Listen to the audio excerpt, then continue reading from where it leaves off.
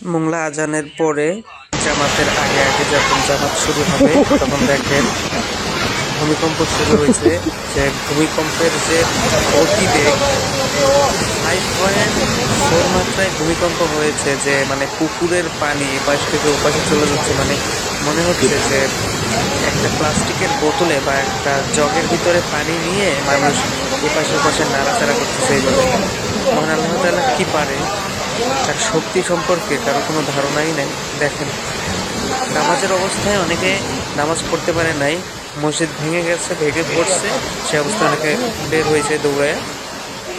ঠিক আছে, মহান আল্লাহ তাআলার উপরে আমরা সবসময় সন্তুষ্ট থাকবো এবং শুকরিয়া আদায় করবো।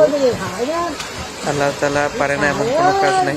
তো ভূমিকম্পটা দেখেন আপনারা যে কিভাবে হলো।